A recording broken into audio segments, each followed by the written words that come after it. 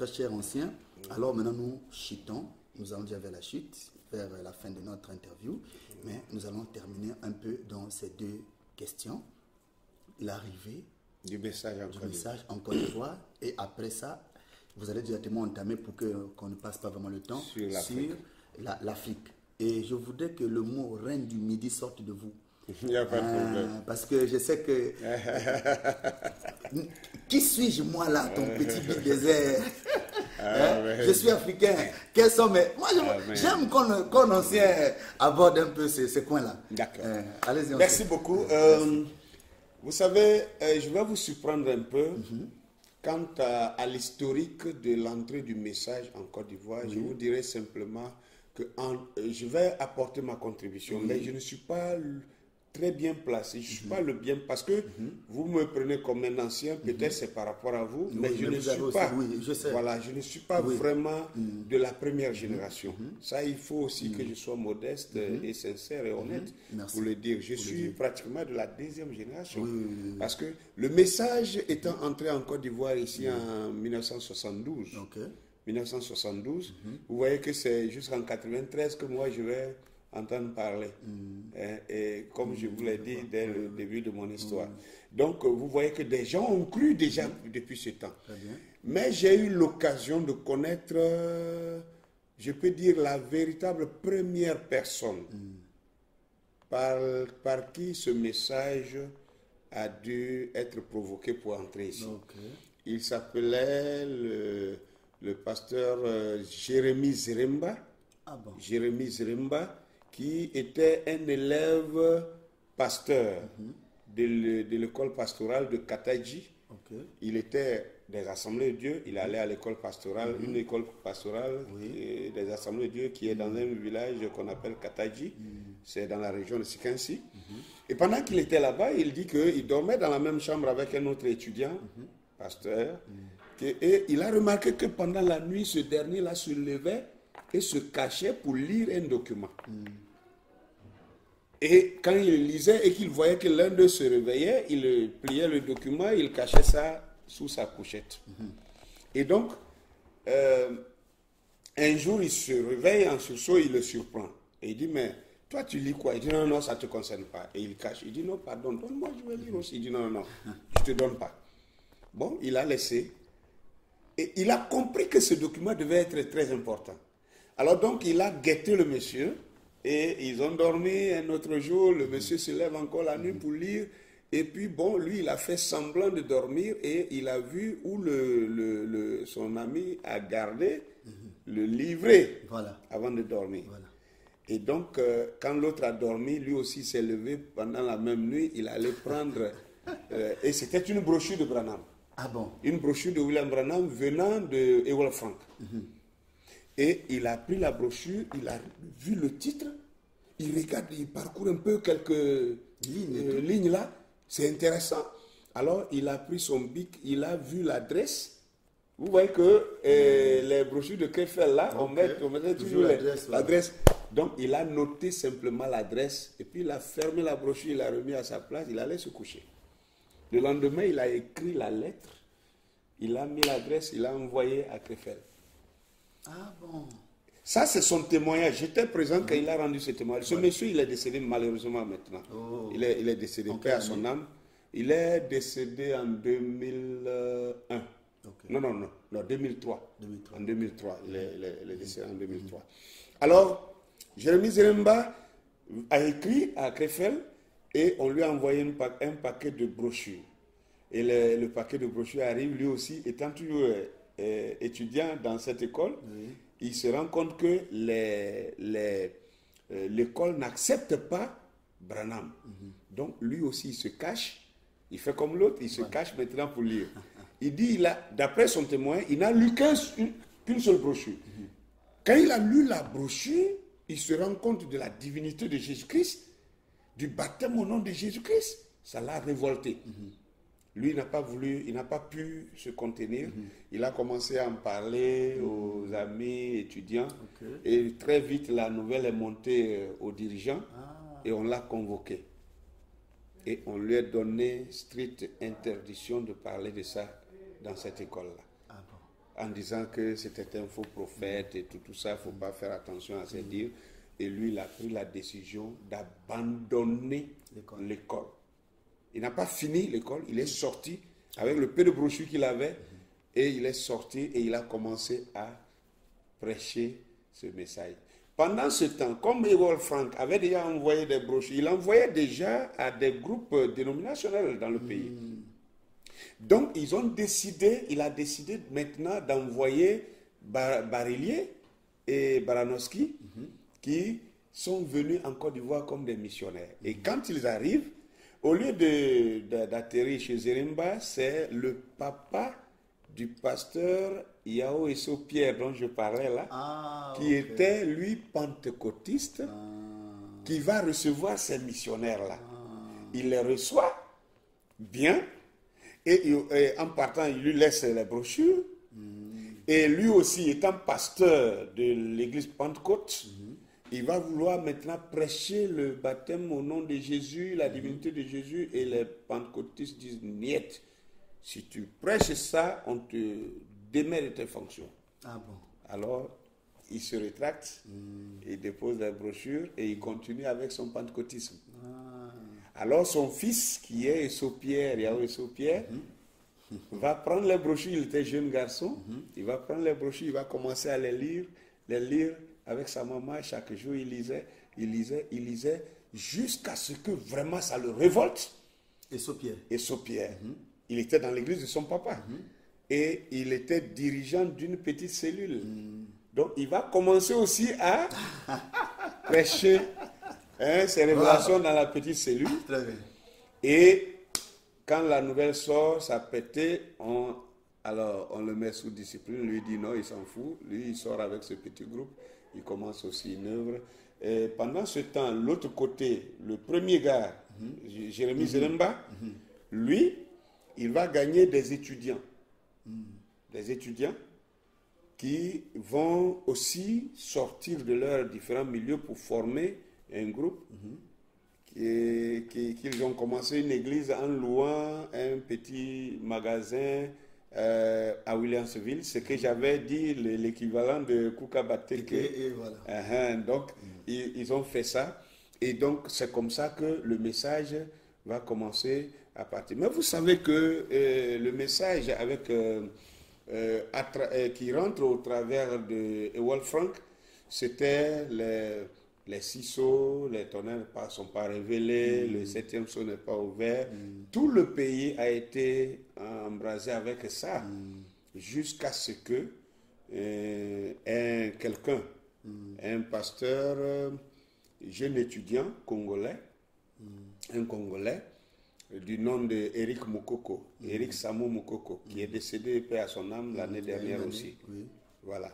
Et donc, lui, il quitte son pays, il arrive au Togo pour les études, et après les études l'amène à Abidjan ici.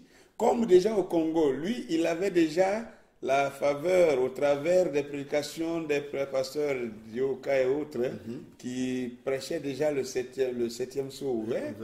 Lui, il arrive avec cette révélation de 7 tonnerres ici, et il commence à dire les 7 tonnerres sont révélés. Les autres disent, mais ça c'est quoi ça encore? Ah non, c'est faux, c'est des fausses doctrines. On commence à tirer dessus.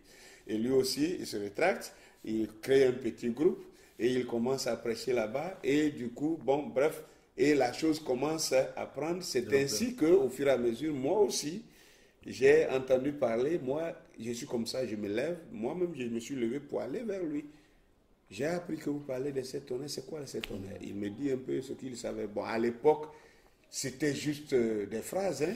7 tonnerres est révélé, point. Branham m'a dit ça ici, il a dit ça ici, mais le reste là, on n'a pas, vraiment la révélation. Non, il n'y en avait pas. Il n'y en avait pas. Mais moi, j'ai dit, bon, si Branham l'a dit, je l'accepte. Même si je ne sais pas ce que c'est que les 7 tonnerres. Mais comme j'ai confiance en lui, je crois ça. C'est comme ça qu'on s'est lancé dedans. Maintenant, comme je vous ai dit, je ne m'arrête pas là. Je vais commencer à creuser, rechercher. C'est ainsi que je vais tomber en 2004 sur le groupe de Joseph Coleman. Qui, eux, étaient très avancés puisque tout le monde du message aujourd'hui, qu'on l'aime ou pas, on doit reconnaître que c'est Joseph Coleman qui qui a amené ça sur le plateau public, Voilà. que le 7e sceau est ouvert et que les 7 tonnerres sont révélés. Coleman. C'est Joseph L'apôtre. Coleman, l'apôtre Joseph Coleman Ça. de l'église de New York. Ça, il faut reconnaître ça. Oui. Et moi, j'ai toujours dit... Même j'ai du respect pour le révérend Dioka et tout ça, je crois. Non. Les témoignages que j'ai entendus, Coleman c'est là-bas qu'ils sont allés pour tout Coleman, ça. personne Voilà. ne peut dire que Les Coleman 7 n'a tonnerres, pas- non. quelqu'un a connu les 7 Coleman, tonnerres avant c'est- Coleman, c'est pas vrai. C'est Donc, quelqu'un voilà. que Dieu a utilisé.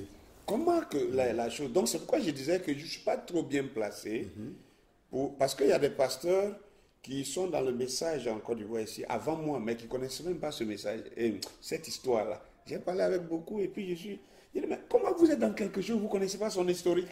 Je ne suis pas ce genre de personne. Je veux savoir d'où vient telle chose. Je ne veux pas m'accrocher à quelque chose Que je ne maîtrise dont pas. je ne connais pas le Ni la départ, tête, ni la queue. ni la tête, ni la queue.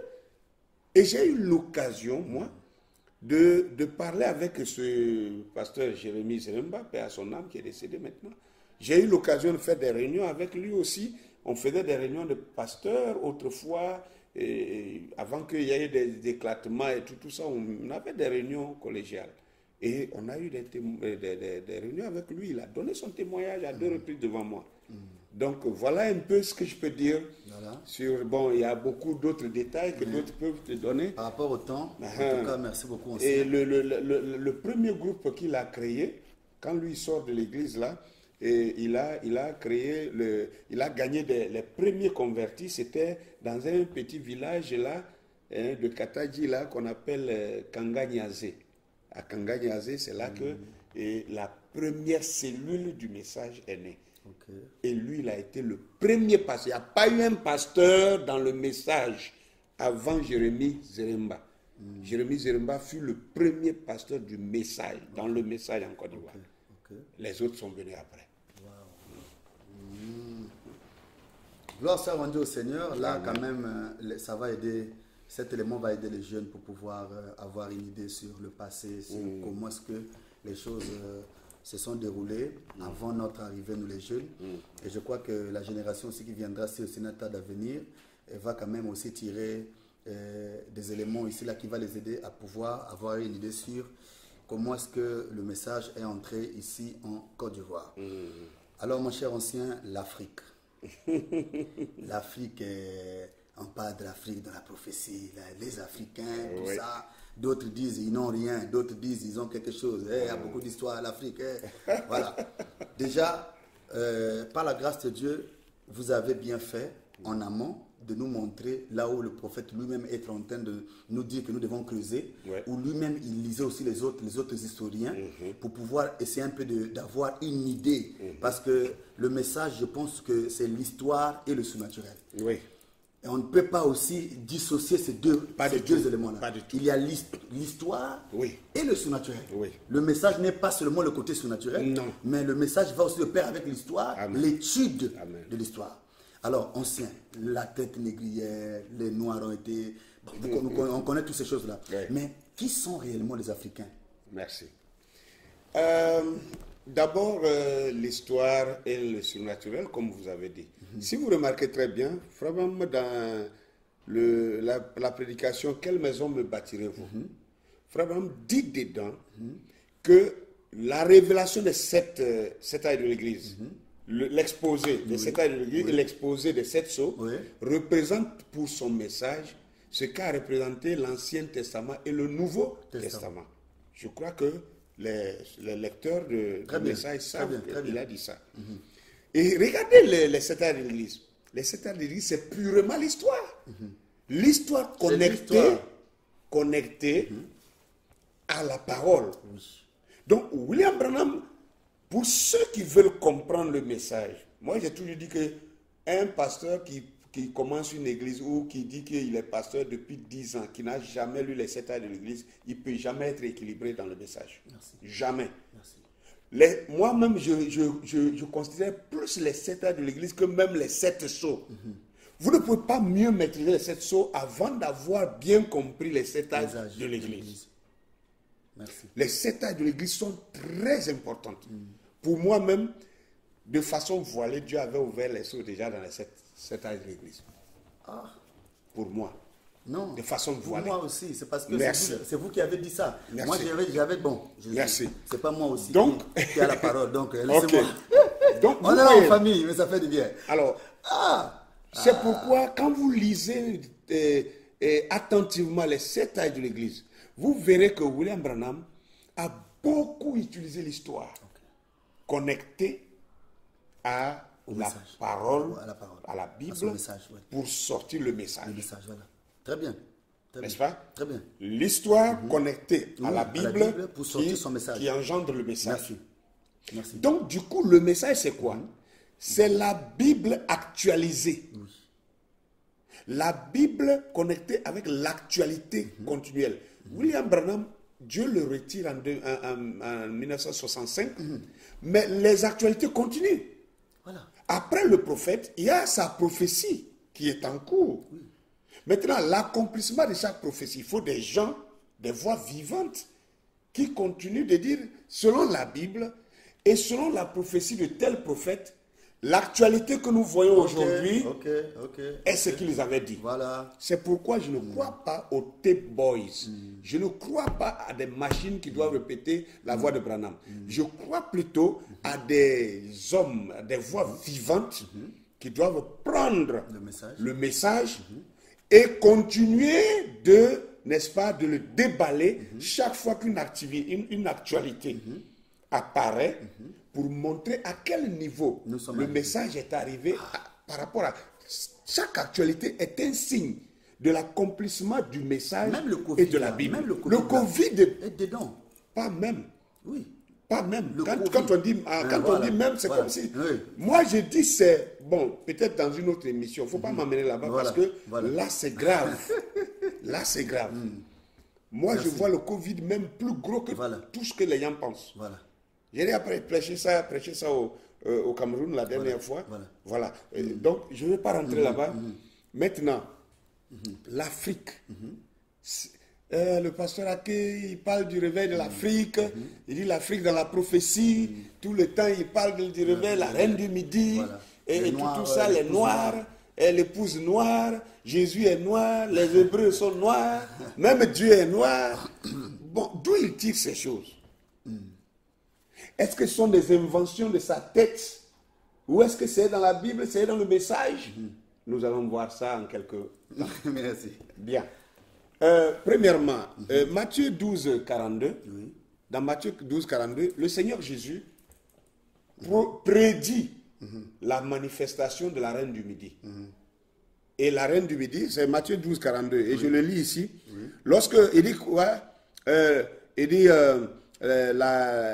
il dit, lors du jugement, la reine du Midi se lèvera avec cette génération et la condamnera parce qu'elle est venue des extrémités de la terre pour entendre la sagesse de Salomon. Or, il y a ici plus que Salomon. Donc, Jésus, le Seigneur Jésus-Christ, traçait les bases déjà de la manifestation. Or, quand Jésus est venu, la reine du Midi, c'est-à-dire la reine Makéda, la reine du Midi en question dans la Bible, elle s'appelait Makéda.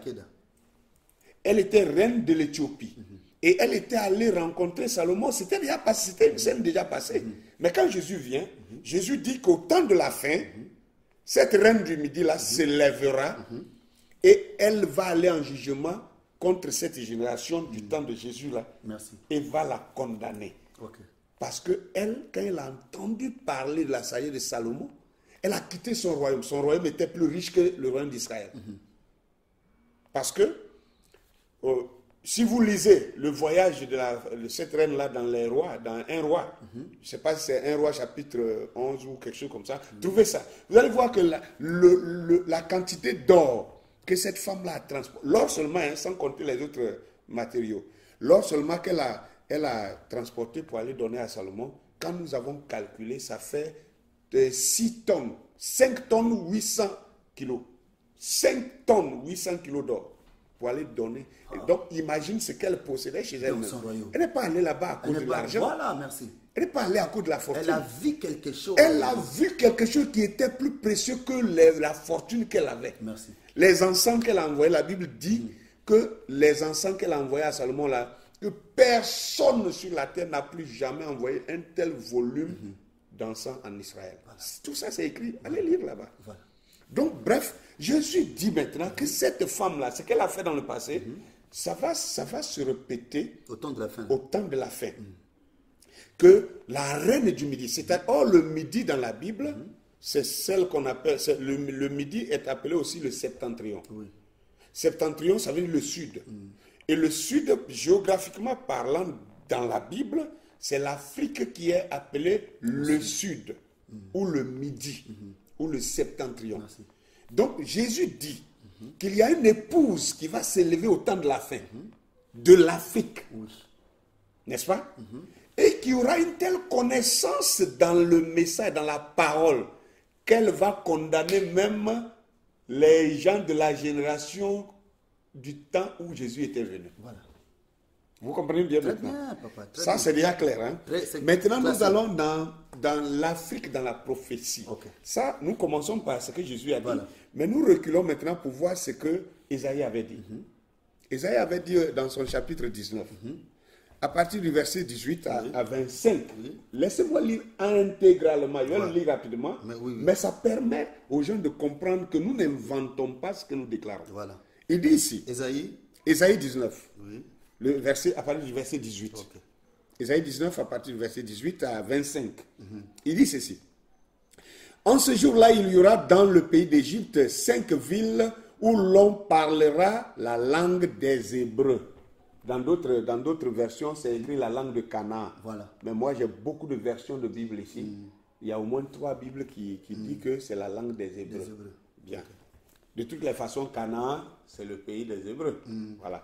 Donc, et il y aura 5 villes qui parleront la langue des Hébreux et où l'on prêtera serment par l'Éternel, le Seigneur des armées célestes. On appellera l'une d'elles la ville du soleil, n'est-ce pas? En ce jour-là, l'Éternel aura un autel au milieu de l'Égypte. Oui. Et une stèle sera dressée en l'honneur de l'Éternel et en l'honneur du Seigneur sur sa frontière. Maintenant, écoutez, ils serviront de signes et de témoins pour l'Éternel, le Seigneur des armées célestes dans le pays de l'Égypte. Il dit maintenant, quand les Égyptiens crieront à l'Éternel à cause de leurs oppresseurs, l'Égypte, ne regardez pas le pays de Mohamed Al-Sisi. Hein. L'Égypte, c'est le Midi, c'est l'Afrique, le pays des Cam. Bien. Il dit, quand les Égyptiens crieront contre leurs oppresseurs, il leur enverra un libérateur qui prendra leur parti pour les délivrer. Il n'a pas dit il suscitera. Non. Susciter, ça veut dire prendre quelqu'un du milieu de. Voilà. Mais envoyer, ça veut dire quelqu'un qui. C'est pourquoi le message de William Branham a plus tonné en Afrique qu'ailleurs. Voilà. Il n'y a pas un message libérateur plus que celui que William Branham a envoyé. Amen. Il leur suscitera un libérateur et les délivrera. L'Éternel se fera connaître au pays de l'Égypte. Et ce jour-là, les Égyptiens connaîtront l'Éternel. Donc, comprenez que l'Afrique, les Africains connaîtront l'Éternel, n'est-ce pas? Et ils rendront un culte avec des sacrifices et des offrandes, et ils feront des vœux à l'Éternel et s'en acquitteront.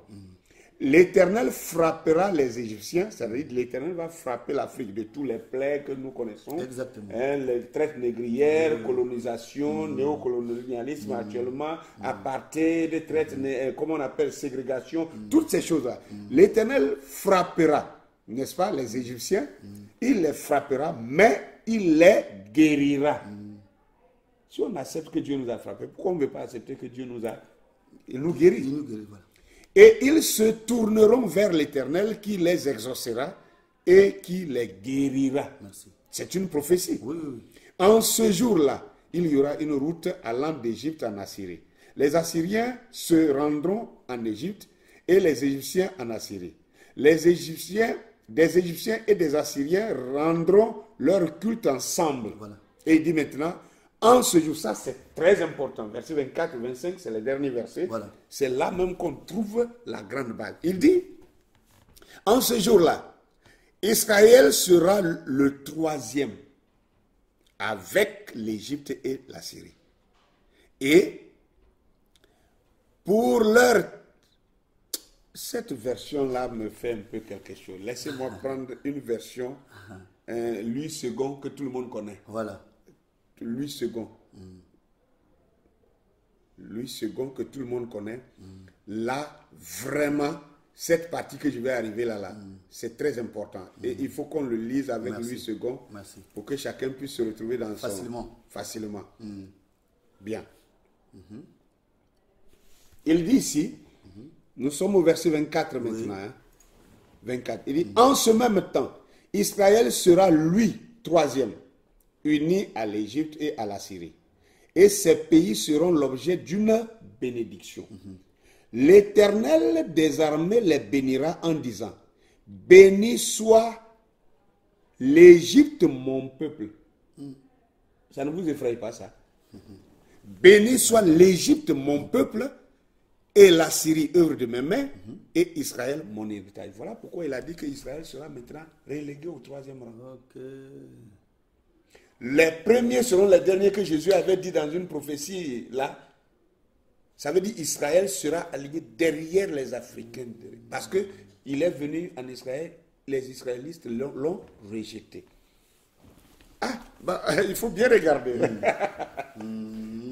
Dans chaque Bible, l'Éternel des armées les bénira en disant, béni soit l'Égypte, mon peuple. Pas Israël, hein? Pas Israël, mon peuple. Or, nous, on a toujours cru que... Et la Syrie, œuvre de mes mains. Et Israël, mon héritage. Là, la symphonie change. Ça veut dire quoi? Merci. L'homme de Dieu avançait. Avancer sans recul surtout. Merci. Donc, vous voyez maintenant là qu'il y a des prophéties sur l'Afrique. Dieu a donné des prophéties. Nous savons que l'Égypte, c'est en Afrique. L'Égypte, c'est l'Afrique. Est-ce que c'est clair? C'est clair. Merci. Si quelqu'un veut douter, je lui donne Psaume 105, le verset 23. Laissez-moi prendre ça rapidement. Merci. Psaume 105, le verset 23 à 24. Non, le verset 23 même déjà suffit. Il dit quoi? Oh, ça c'est encore trop petit. Laissez prendre ma Bible de fonction. Voilà. Voici ma Bible de fonction. Wow. Psaume 105. Et ici, les écritures sont trop petites. Trop petites. Psaume 105, le verset les écritures sont petites. Merci. 23. Voilà ce qui est écrit ici. Alors, Israël vint en Égypte et Jacob séjourna dans le pays de Cam. Donc, c'est écrit clairement que l'Égypte, c'est le pays de Cam.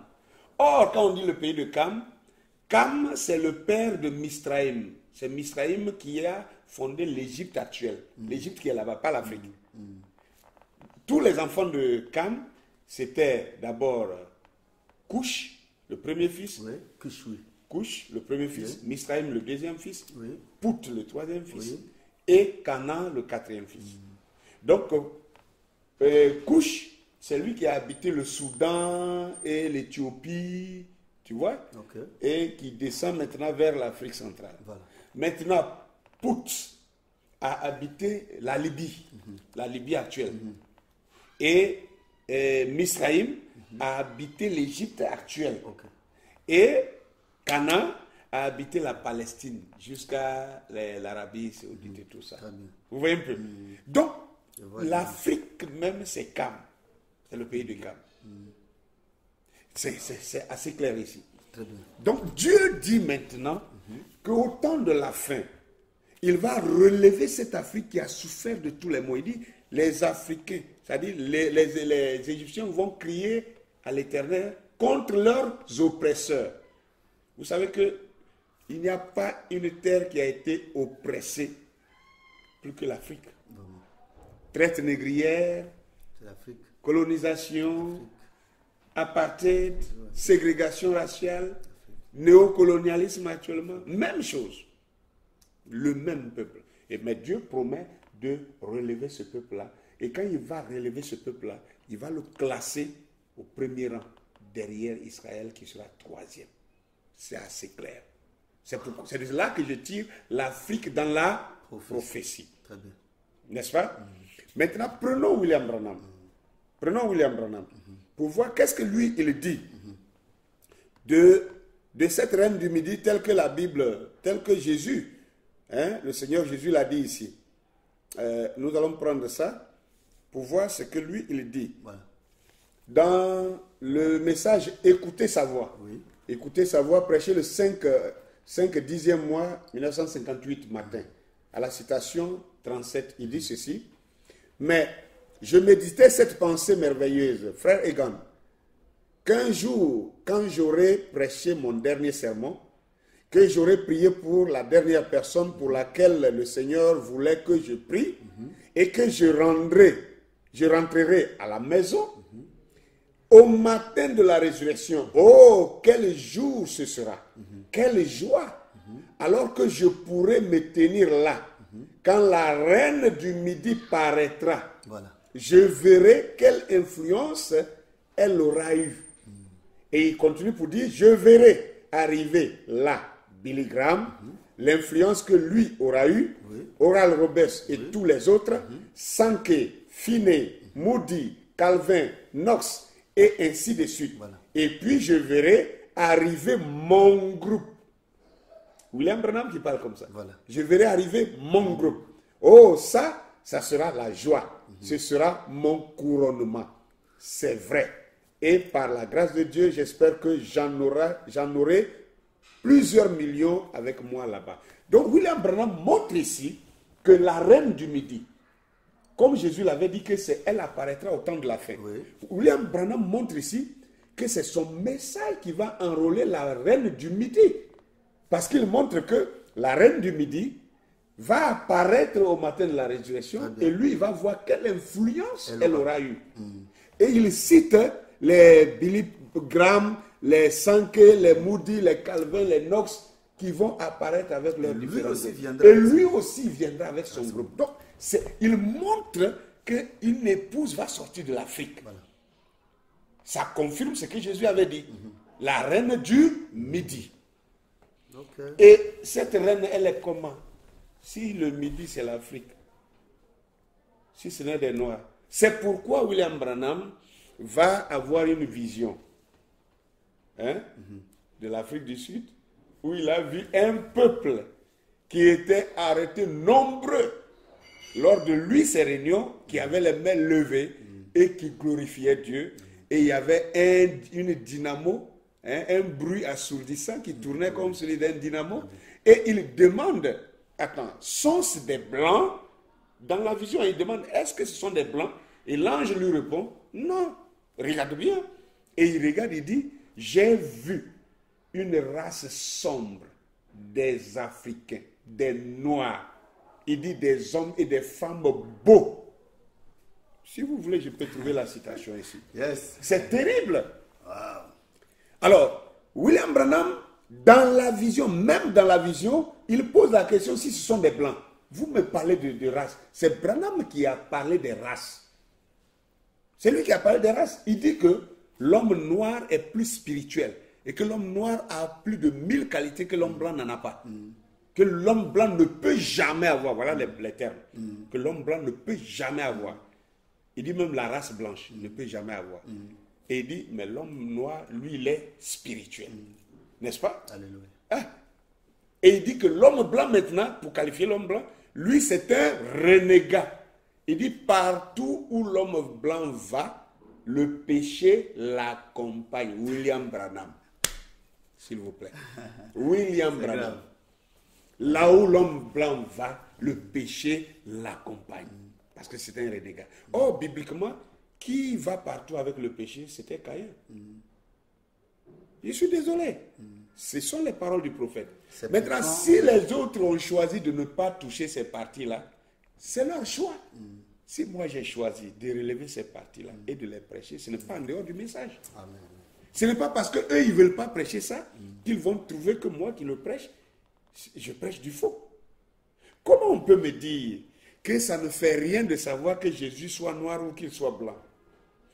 Tout à l'heure, je peux vous montrer une vidéo. Au Kenya, il y a 2 ans de cela, un homme, un Asiatique, est arrivé au Kenya et il s'est fait passer pour Jésus parce qu'il ressemble exactement à la photo de Hoffman. Et il s'est fait passer pour Jésus. Un pasteur l'a vu dans la rue, il dit Jésus est venu. Il a pris ce monsieur pour aller dans son église. Il a commencé à faire des publicités, ça a vidé les autres églises. Je vous parle d'une histoire, renseignez-vous. Une histoire, une actualité qui a eu lieu. Ça a vidé les églises. Ça a vidé les églises, son église était remplie, maintenant c'est devenu débordé. Et ils ont organisé une escroquerie où les gens payaient l'argent pour venir regarder Jésus. Et Jésus dansait avec sa femme, il danse avec sa femme. Et ils ont pillé l'argent des gens jusqu'à ce que l'État kenyan a trouvé que c'était scandaleux. Ils ont attrapé ce pasteur-là avec ce Jésus-là. Ils les ont foutus en prison. Je vais vous montrer. Voilà ça. Voilà ça. Voilà ça. Alors, comme nous sommes en émission, je ne vais pas m'arrêter pendant que vous regardez ça. Regardez-le. C'est parce qu'il est blanc. Et c'est parce qu'on nous a montré des images blanches d'un Jésus blanc. Vous avez le temps de bien regarder. Pourquoi? Moi, je n'ai jamais vu ça. Balancez-moi sur mon WhatsApp, mon frère. Merci. Tous ceux qui m'ont demandé, je vais vous balancer. C'est parce que... Je suis là avec vous. On est là. C'est moi, parce j'aime le truc comme ça. Voilà. Comment c'est arrivé? C'est parce que les gens... On a placardé l'image de Hoffman dans les églises. C'est les mêmes images qui sont à l'église catholique. Ce n'est pas différent de celui du message. Hein. Ce qu'on a dans nos églises du message, là, c'est les mêmes images qui sont à l'église catholique. C'est le même peintre qui a fait ça. C'est les mêmes images. Les gens du message, vraiment, ouvrons les yeux. On a comme l'impression que nous, notre image là est différente. Ce n'est pas différent. C'est la même image. Et c'est parce qu'on a fait croire que Jésus est blanc. C'est pourquoi quand ce monsieur apparaît, il est blanc, il a les mêmes cheveux comme ce qu'on a toujours vu. Ils l'ont pris pour Jésus, ils l'ont adoré, ils l'ont célébré, ils ont envoyé leur fortune, leur argent. Il a fallu la vigilance de l'État kenyan pour l'arrêter. À l'heure où je vous parle actuellement, il y a un autre Jésus qui est en Russie. Lui, il apparaît une seule fois par an. Il habite dans les neiges, dans un village glacial là-bas. Il s'enferme là-bas, il a des fidèles. Et ces fidèles arrivent une fois par an et il apparaît une seule fois. Les gens envoient de l'argent, ils envoient beaucoup de choses pour aller l'adorer. En Russie, tapez sur Internet, vous allez voir le Jésus de Russie. Un ancien policier. Parce qu'il ressemble tellement à l'image de Hoffman là. Lui aussi, il s'est proclamé Jésus. Mais et vous trouvez que ce n'est pas nécessaire de parler de la couleur. William Branham, notre prophète, nous dit qu'au temps de Jésus, les Arabes, les Grecs et même les Hébreux étaient tous des hommes noirs. Et il va loin pour dire que si vous pensez que, parce qu'il a vu des prédicateurs qui étaient en train de discuter pour dire que l'homme noir, les Africains, ils sont noirs parce qu'ils sont les enfants de Cam et que Dieu avait maudit Cam et que Cam avait couché avec un singe et puis il a mis des enfants au monde, ces enfants-là, et Dieu les a frappés de malédiction, c'est pourquoi ils sont noirs. William Branham dit, il a dit à ces prédicateurs-là, non, je ne suis pas d'accord avec vous. Il dit, si vous pensez que c'est cela qui a fait que Cam est devenu noir, alors je vous dis que le juif aussi est noir. Donc si les Kamites sont maudits, c'est que les juifs aussi sont maudits. Il dit, les Indiens aussi sont noirs. Les Arabes aussi sont noirs. Donc ne me dites pas que Cam est maudit et il est noir parce qu'il est maudit. Voilà. William Branham qui dit ça. Lisez le message. Vous allez découvrir ça. Donc nous ne pouvons pas parler du réveil des Africains sans parler de notre peau. Parce que les colonisateurs ont utilisé la peau pour nous complexer. Et le complexe nous a rabaissés, nous a ramenés à l'infériorité. Une chose simple. Même dans le message. Quand nous sommes dans une convention, où il y a au moins, comme je prends le Congo RDC où je suis allé plusieurs fois, je suis allé au moins 6 fois là-bas. J'ai assisté à des conventions telles que celle de chez le pasteur Goudioka. Ma première fois à Kinshasa, en 2007, c'était à la convention de Shekina, où ils nous ont dit qu'il y avait plus de 5000 prédicateurs. Pas ils nous ont dit, moi je les ai vus, venus de tout le monde entier. Mais quand vous voyez qu'il y a un blanc, un seul blanc parmi peut-être même 100 pasteurs africains, dans une convention, quand il y a un seul blanc, on privilégie le blanc. Même quand le blanc prêche des choses qui n'édifient personne, après à la fin, non, on veut prendre photo. I want to take a picture with you. I want a picture with you. Hein? Chacun court parce que c'est un blanc pour aller tirer photo avec lui. C'est un complexe, s'il vous plaît. Et on nous a prouvé que notre nez là, que c'est une malédiction qui a déformé, donc on n'est pas beau. On veut maintenant, même les hommes, d'ailleurs vous-même, vous venez du Congo, il y a des prédicateurs dans ce message qui se pigmentent comme des femmes, se dépigmentent, c'est-à-dire qui s'éclaircissent la peau. C'est un complexe. Si ce n'est pas un complexe, qui vous a dit que votre peau là n'est pas beau, n'est pas jolie? Merci. C'est un complexe. Nos femmes veulent ressembler maintenant aux blanches. Elles pensent que quand elles sont noires, elles ne sont pas belles. C'est un complexe. Et le réveil de la reine du Midi doit aller jusqu'en bas pour tirer toutes ces personnes qui sont tombées dans la boue là, et les relever. Et ça doit partir par d'abord la revalorisation identitaire. On doit revaloriser notre identité. L'identité perdue. Vous ne trouverez jamais un Chinois qui s'appelle Kona Kofi, comme en Côte d'Ivoire. Vous ne trouverez pas un Chinois qui s'appelle Jean-Luc Ponchon. Vous ne trouverez pas un Arabe qui s'appelle Jules Dupont. Vous ne trouverez pas je ne sais pas quoi, un Russe qui s'appelle John Davidson. Non. C'est les Gruniski, c'est les quelque chose Kov, Lavrov, c'est ça. Mais il n'y a que les Africains. Vous trouvez un Africain, lui, il est fier d'être appelé Mohamed Ben Souda. Ça, c'est un nom arabe. L'Africain est fier qu'on l'appelle Jean-Luc Dupont. C'est un nom français, européen. On n'est même pas fier de nos propres noms. Merci. On n'est même pas fiers. C'est nous, on est Rodriguez, on est les Rodriguez, voilà. On nous a morcelés partout. Voyez-vous, il faut que, au réveil de cette reine du Midi, qu'on reparle de l'identité perdue de l'Africain et faire voir à l'Africain que ce que le blanc lui est miroité n'était pas la vraie chose. William Branham va loin pour dire que, il dit même le païen, il dit les païens africains viendront nous enseigner la moralité à nous Américains. C'est une citation. Il ne dit même pas les chrétiens d'Afrique, hein. Il dit les païens. Ça veut dire que notre culture même, notre moralité en tant qu'Africain simple, sans même être chrétien, notre moralité africaine est supérieure à la moralité chrétienne américaine. Ça, c'est William Branham qui dit ça. Étudions le message et on va comprendre de quoi il parle alors. Alors, pourquoi est-ce que nous fuyons, nous abandonnons l'africanité que nous avons? Parce que beaucoup de personnes confondent la foi avec la culture. La foi ne vient pas annuler la culture des gens. On peut être culturel de son milieu et être pleinement chrétien rempli du Saint-Esprit. La preuve, nous, quand on est devenu chrétien, on nous a appris qu'on doit... Moi-même, j'ai prêché ça dans mon église jusqu'à tout le monde s'habille en veste. Vous êtes venu dans mon église, vous avez vu. Il n'y a pas un frère qui vient sans cravate. Mais je suis en train de casser ça actuellement. Parce que quand cette révélation est venue, je me rends compte que j'ai mal fait.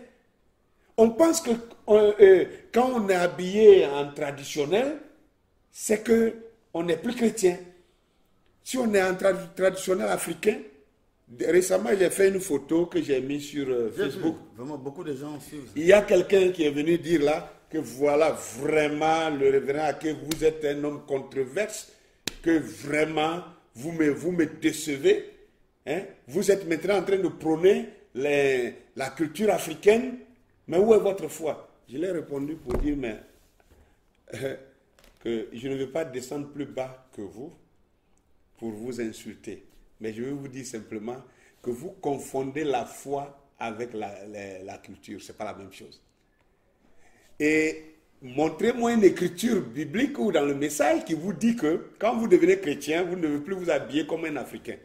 Et que vous devez vous habiller selon un chrétien. C'est quoi un chrétien? Quel est l'habillement d'un chrétien? Les gens ne savent pas. Tout à l'heure, je disais dans nos causeries en aparté que le christianisme est arrivé en Afrique avant même d'arriver en Europe.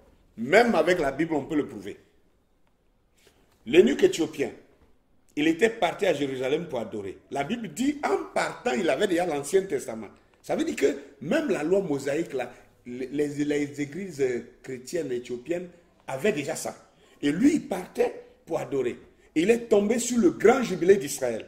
Le grand jubilé, c'est au grand jubilé d'Israël que le Seigneur Jésus a été crucifié. Et la résurrection a produit le baptême du Saint-Esprit le jour de la Pentecôte. Et il tombe sur ça. Et lui, malgré tout ce qu'il a vu, il se retourne encore en étant en train de lire l'Ancien Testament qu'il croyait. Et il n'a toujours pas perçu la révélation de l'Évangile, qui était la nouvelle dispensation qui était arrivée. Et pendant qu'il retournait, le Saint-Esprit, le Seigneur envoie Philippe, va vers le chemin qui descend de Jérusalem à Gaza. Tu vas trouver quelqu'un là-bas, parle avec lui. Et il trouve l'eunuque éthiopien qui lisait une portion d'Ésaïe, n'est-ce pas? Il a été mené comme une brebis, un muet devant celui qui le tond. Il dit, mais comprends-tu ce que tu lis? Il dit, mais comment puis-je comprendre s'il n'y a personne pour me l'expliquer? Ça, c'est une déclaration d'un homme assez humble, ce qui manque dans le message. Tout le monde est connaisseur, tout le monde est docteur, tout le monde est pasteur, tout le monde est... Chacun est dans son ministère, il connaît, il n'apprend plus rien. Mais là, ce monsieur... Pourtant, c'était la bande. Hein? Oui, ce monsieur-là a dit... C'était la bande. C'était la bande. Il avait besoin de quelqu'un. Il avait besoin de quelqu'un. Il avait le même esprit qui était dans la bande. Merci là, pour lui expliquer. Vivifier la bande. Pour vivifier la bande. Ah. Et donc, Philippe lui explique et il dit, voici de l'eau. Qu'est-ce qui empêche qu'il soit baptisé? Vous connaissez la suite. Il a été baptisé, Philippe a disparu devant lui pour apparaître à Azote. Et lui, il a continué son chemin tout joyeux, retournant en Éthiopie avec le Saint-Esprit et l'Évangile. Croyez-vous que cet homme qui a reçu le Saint-Esprit sur son chemin de retour en Éthiopie, et Paul qui a dit plus tard, Timothée, l'esprit que tu as reçu qu'on appelle le Saint-Esprit n'est pas un esprit de timidité. Tu ne peux pas te taire avec ça. Vous pensez que ce monsieur est retourné en Éthiopie pour aller s'asseoir, fermer sa bouche pour ne rien dire? Il a prêché l'évangile. Et il a baptisé des gens, il a créé des églises. Et maintenant, l'apôtre Paul, qui devait être l'apôtre des nations, qui devait envoyer l'évangile dans les nations, il n'était même pas encore converti. William Branham dira que l'apôtre Paul a été converti en l'an 34. Non, en l'an 37, pardon. En l'an 37.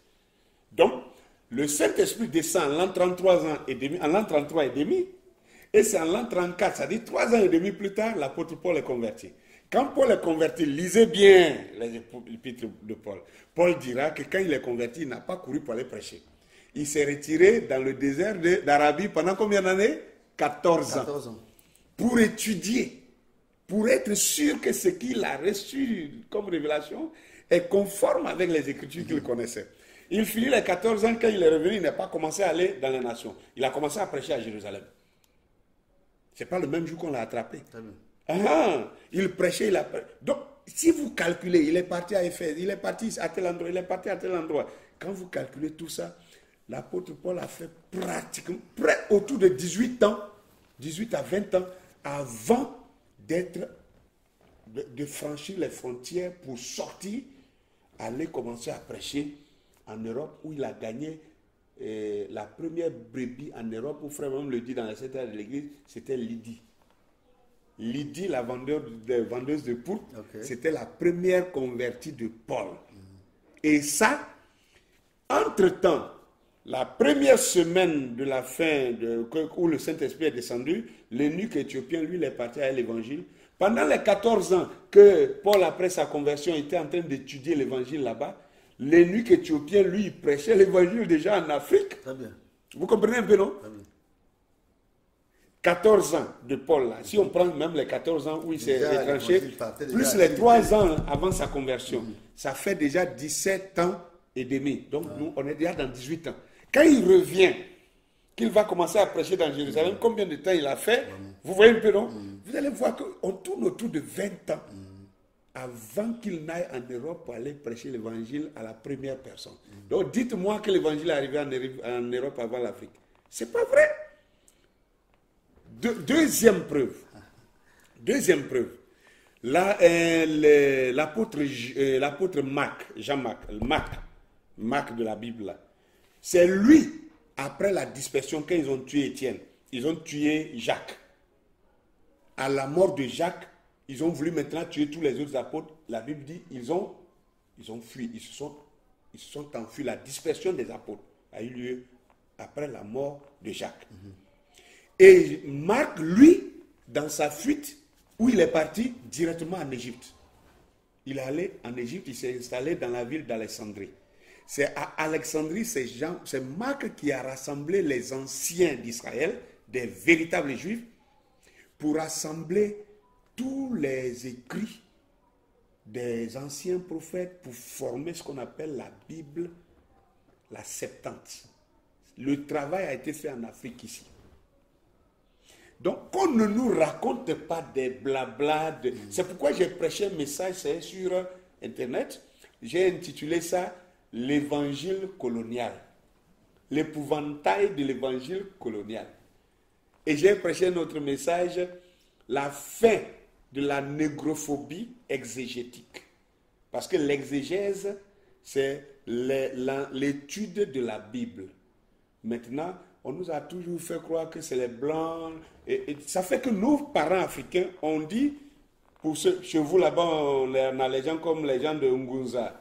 Le groupe de Ngunza qui dit que voilà, le christianisme c'est pour les Blancs. Donc nous les Africains, on ne doit pas croire à ça. Pourquoi ils ont cru que c'est pour les Blancs? C'est parce qu'on nous a trompés pour faire croire que c'est... Pourtant, la Bible montre clairement que Paul même était noir. Oui. Laissez, je vais terminer, je vais chuter par là. Ah bon? Paul était noir. Ah! Ça. Non seulement Paul, mais d'abord Jésus est noir. Ah bon? Bon, d'accord. Jésus, le Fils de Dieu. Merci. Qui donne son sang pour l'humanité. Merci. D'accord. D'abord, je vais commencer à vous dire une chose. Vous êtes d'accord maintenant? Aujourd'hui, ça, ce n'est plus caché, ce n'est plus un secret pour personne que les Égyptiens anciens, là, au temps de Pharaon, c'était des Noirs. Ça, là, c'est démontré par Cheikh Anta Diop. Tous ces documents, c'est Cheikh Anta Diop, oui, n'est-ce pas, qui démontre comment l'Égypte antique, ce n'était que des Noirs. Même nous voyons les preuves, on voit les preuves partout. Cheikh Anta Diop. Cheikh Anta Diop. Bien, et aujourd'hui, tous les historiens sont en train de reprendre la même chose, tout le monde est tombé d'accord là-dessus. Alors, si les Égyptiens étaient noirs, comment Moïse a pu être caché si Moïse était blanc?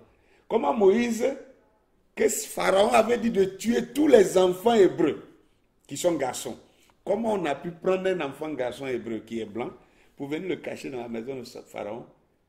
Et Pharaon l'a élevé enlèvement sans savoir, sans jamais savoir que c'était un hébreu, si c'était un blanc. Réfléchissez à ça. Merci. Ça, c'est un. Deuxièmement, quand on va dans Lévitique chapitre 13, là c'est grave. 13. 11. 11 à 17. Oui, allez-y. La Bible dit, parlant de la lèpre, hein, quand quelqu'un en Israël sera frappé de lèpre, n'est-ce pas? Bien. Je crois que chez vous, vous appelez ça Mouanzao, quelque chose comme ça. Oui. La lèpre. La maladie de peau. La maladie de la peau. Il dit ici, c'est une lèpre invétérée dans la peau du corps de cet homme. Le sacrificateur le déclarera impur et il ne l'enfermera pas car il est impur. Si la lèpre fait une éruption sur la peau et couvre toute la peau, et celui qui a la plaie, depuis la tête jusqu'aux pieds, partout où le sacrificateur portera ses regards, Le sacrificateur l'examinera. Et quand il aura vu que la lèpre couvre tout le corps, il déclarera celui qui a la lèpre, qui a la plaie, comme il est entièrement devenu blanc. Est-ce que tu suis bien? Hein? Comme il est entièrement devenu blanc, il est pur. Tu connais bien la lèpre blanche, hein? C'est ce qu'on appelle le vitiligo. Laissez-moi prendre toutes ces images ici pour vous montrer. Parce que quand on ne voit pas les images, on ne comprend pas trop de quoi la Bible parle. Si ce n'est pas un noir, comment quelqu'un qui est blanc, hein, la lèpre blanche peut blanchir tout son corps? On dit, si... C'est pour cette raison que Moïse, dans le buisson ardent, quand Moïse arrive dans le buisson ardent, Dieu lui dit, mais qu'est-ce que tu as? Il dit, bon, c'est un bâton, il jette à terre, vous connaissez ça, ça devient un serpent, après ça devient un bâton. Et Dieu lui dit, deuxième signe, il dit quoi? Mets ta main dans ton sein. Il met sa main dans son sein, il dit, sors-le, il sort. Et la Bible dit, sa main était couverte de lèpre blanche. Il faut bien préciser ça. La lèpre blanche. C'est cette lèpre blanche-là. Et Moïse va repartir avec son frère Aaron. Ils arrivent à Goshen. La première des choses qu'ils ont fait, ils ne sont pas allés chez Pharaon. Ils ont rassemblé d'abord tout le peuple, les enfants d'Israël, en un lieu. Or, frère Abraham me dit qu'ils étaient autour d'environ 2 millions de personnes, vous savez ça. Imaginez, je prends n'importe quoi d'abord, même devant 3000 personnes. Et vous rassemblez 3000 personnes, vous vous mettez peut-être sur une table pour que tout le monde vous voie. Maintenant, 3000 personnes, ça veut dire qu'il y aura des gens qui sont au moins à 300 mètres de moi ici. Et Moïse doit faire la démonstration de ce que Dieu lui a donné là-bas. Voilà. Et Moïse met sa main dans son sein. Quand il sort sa main, la main devient blanche. Et tout le monde doit voir que sa main est devenue blanche. Ah! Mais comment? Oui, c'est la puissance de l'Éternel Dieu qui m'est apparu. Maintenant, dis-moi, si Moïse est blanc, il met sa main dans le sein, il sort. La main devient blanche comment? Une main qui est déjà blanche va blanchir comment? D'après toi-même. On ne réfléchit pas à ça. Hein? Très bien. Moïse est noir. Il met sa main, quand il ressort, la main seule devient blanche. Oh! Là, il y a quelque chose qui ne va pas. Mais si un blanc qui est déjà blanc, on blanchit sa main, même quelqu'un qui est à 20 mètres ici ne peut pas voir la différence. Il ne verra pas la différence. La différence s'est marquée parce que Moïse était noir. Maintenant, si on rentre dans les Écritures pour prouver que Jésus est noir, même si c'est dans le message, les gens ne suivent pas.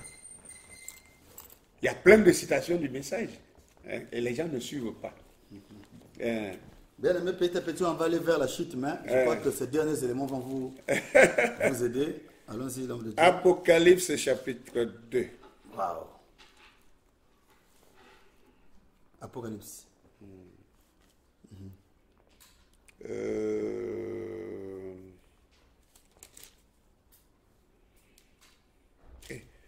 suis dans quoi?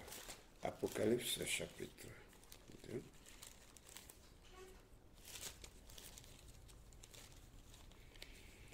Ah, que le nom du Seigneur soit béni. Alléluia. Oui, ça fait du bien parce que... Prenons Apocalypse chapitre 4 d'abord. Apocalypse chapitre 4. Il y a un d'abord, il y a chapitre 1, chapitre 4. Je vais lire le chapitre 1 d'abord. Ici, Frère Branham, quand il va parler de cette citation, de ce verset-là, dans les citations, il dira que c'était Jésus après même sa résurrection. Que Jean a vu Jésus après sa résurrection. Maintenant, même Jésus après sa résurrection, regarde comment Jean va le voir. Dans Apocalypse chapitre 1, le verset 14 à 15. La Bible dit, et sa tête, bon d'accord, je vais lire plus haut pour que ça soit plus clair. Verset 12 à 15. Je me retournai pour voir quelle était la voix qui me parlait. Et après m'être retourné, et je vis 7 chandeliers d'or. Et au milieu de ces 7 chandeliers, quelqu'un, vous suivez, hein, quelqu'un qui ressemblait à un fils de l'homme, vêtu d'une longue robe et ayant une ceinture d'or sur la poitrine. Sa tête et ses cheveux étaient blancs comme de la laine blanche. Ok? Sa tête et ses cheveux étaient comme de la laine blanche, comme de la neige. Ses yeux étaient comme une flamme de feu. Maintenant, ses pieds étaient semblables à de l'airain ardent, comme s'il avait été embrasé dans une fournaise, et sa voix était comme du bruit de grandes eaux. Tu vois que quand on lit ça, tu n'as rien vu. Tu n'as rien vu dedans. Mais moi, je vois plein d'éléments. Plein d'éléments dans le sens que, ici, la Bible dit que c'était un homme vêtu de blanc. N'est-ce pas? Vêtu de blanc, semblable à un fils de l'homme. Vous savez déjà de qui la Bible parle ici. C'est le Seigneur Jésus. Et il dit maintenant que sa tête et ses cheveux étaient comme de la laine blanche. Maintenant, pasteur, on n'a pas souvent, on ne sait pas poser les vraies questions. Souvent, on ne sait pas poser les vraies questions. C'est quoi la laine? Parce que la Bible dit ici, ses cheveux sont comme la laine. Comme la laine blanche. Blanche. Il y a de la laine noire, il y a de la laine blanche, il y a de la laine de toutes couleurs. Mais c'est quoi la laine? Comme on est en une émission, je vais aller vite. La laine, ce sont les cheveux du mouton. Je crois que j'ai ici. La laine, ce sont les cheveux du mouton. Ça c'est propre, c'est clair. Alors, maintenant, la laine a pour particularité le fait que c'est crépus. Voilà ce qu'on appelle la laine. N'est-ce pas? Okay. Un mouton avec ses poils. C'est ça la laine. Maintenant, remarquez la particularité de la laine. Comparez ça avec cet homme-là. Vous voyez la laine? Ok. Je vois. Ça veut dire, cette personne que Jean voyait avait des cheveux crépus. Ce n'est pas lisse comme pour le blanc. Parce que la laine, c'est des cheveux crépus, des cheveux debout. Voilà, on a plein d'images comme ça. Et il n'y a que l'homme noir sur toute la terre des hommes. Il n'y a que l'homme noir qui ait des cheveux crépus comme pour un mouton. Ok? Tout ça. Maintenant, il n'y a que l'homme. Maintenant, regardez le blanc. Est-ce qu'on peut comparer ça avec les poils d'un mouton? Ce n'est pas possible. On ne peut pas comparer les cheveux d'un blanc. Il dit, cela, il dit, oui, il y a un élément qui est sérieux là. Le blanc. Oui. Mais on dit la laine blanche. Oui. N'est-ce pas? Les cheveux de quelqu'un d'un noir, mais quand c'est blanc, c'est comment?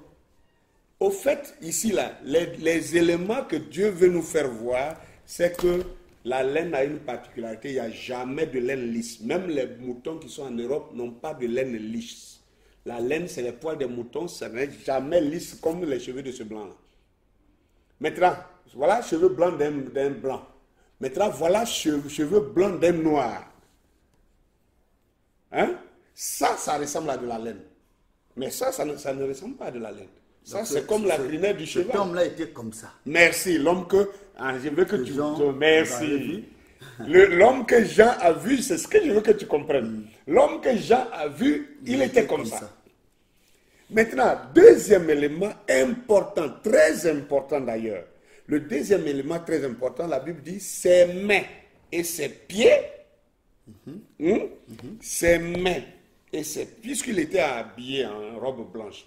Donc, on ne pouvait voir que à partir de ses mains. Tout ça, là, c'est couvert. N'est-ce pas? Ses mains et ses pieds que Jean a vu. Il a dit que c'était comme quoi? Il faut lire là-bas. Verset 15, là. Dernière partie. Ses pieds étaient semblables à des l'airain ardents. Merci. Comme s'il y était embrasé dans une fournaise. Et sa voix était donc, ça veut dire que c'était noir, non? C'est quoi l'airain? L'airain, c'est l'ancien nom de ce qu'on appelle aujourd'hui le bronze. Tu as une fois vu du bronze qui est blanc? Non. Voilà, c'est avec du bronze qu'on fait ça. C'est avec du bronze qu'on fait une chose pareille. Donc son pied était comme ça. Ok. Hein? C'est avec du bronze qu'on fait ça. C'est avec du bronze qu'on fait beaucoup d'autres choses. Je crois que j'ai des éléments même.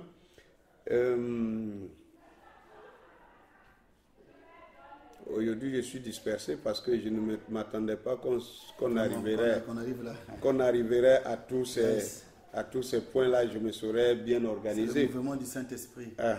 Et on est béni. Donc, maintenant, ça c'est d'un. Deuxième chose, prends Apocalypse chapitre 4. Apocalypse chapitre 4.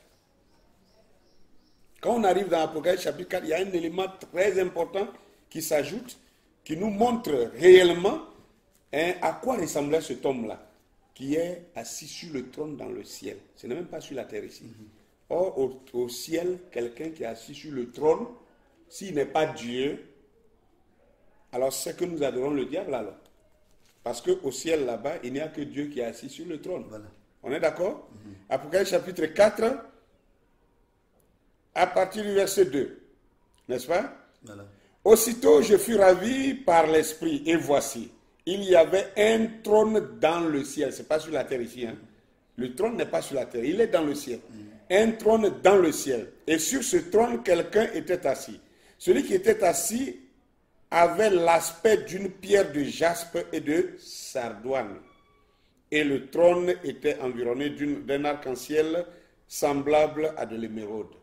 Donc, l'homme qui était assis avait un aspect, l'aspect. Regarde bien les mots qui sont utilisés. Si Pasteur Bildezer est assis là, et un Français de souche, on sait que les Français sont de quelle couleur? Ils sont jaunes. Les Français européens? Non, c'est les blancs. Ah, ce sont des blancs. Mais si je disais chinois? Les Français. Si je disais chinois, ils sont jaunes. J'ai confondu les Français. Donc, un Français, si un Français assis ici, ils sont blancs. Bill Deser assis ici, un Chinois assis ici, vous êtes trois. Je sors dehors, j'envoie quelqu'un, je dis bon, quand tu rentres, tu vois le monsieur qui aura l'aspect, dont l'aspect sera de sardoine, qui a l'aspect de sardoine et de jaspe. Ce monsieur-là, il faut lui faire signe pour lui dire de me trouver dehors là-bas. Il y a Bill Deser qui est africain, un Congolais, bien noir comme moi, qui est assis là. Voilà. Et le Chinois est assis à côté de lui. Le jaune, oui. Le jaune. Et le Français est assis à côté de lui. Le blanc. Le blanc. Maintenant, j'envoie quelqu'un dehors, je dis, si tu rentres là, dans mon salon, il y a trois messieurs qui sont assis. Mais je ne te dirai pas leur nom, ou peut-être que je ne connais pas les noms, mais il faut regarder. Celui qui aura l'aspect, celui d'entre eux qui a l'aspect du jaspe et de sardoine, appelle-le qu'il vienne me voir dehors. Pasteur, je sais qu'actuellement, comme tu n'as jamais étudié là-dessus, tu ne sais pas ce qu'on appelle le jaspe ni le sardoine. Dans ce cas, tu vas faire quoi avant de rentrer ici? Tu dois aller chercher à savoir c'est quoi le jaspe et le sardoine. Et le sardoine. Il ressemble à quoi? C'est quoi ces éléments-là? C'est quoi? N'est-ce pas? Très bien. Bien. C'est en cela qu'on arrive ici. Ah bon? Ah, Dieu soit béni. Ah bon? Où est-ce que je suis? Ça. Les preuves.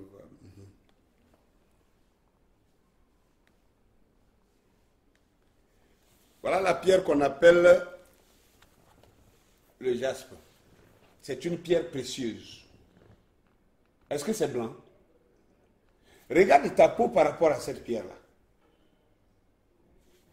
Deuxièmement, sardoine. Je te montre ce qu'on appelle. Tout ça, c'est sur Internet. Hein. Quelqu'un peut aller taper aussi pour chercher jaspe et sardoine. Vous n'allez pas trouver différent que ça. Voilà, ça c'est marron. C'est une pierre marron. Une pierre marron noire.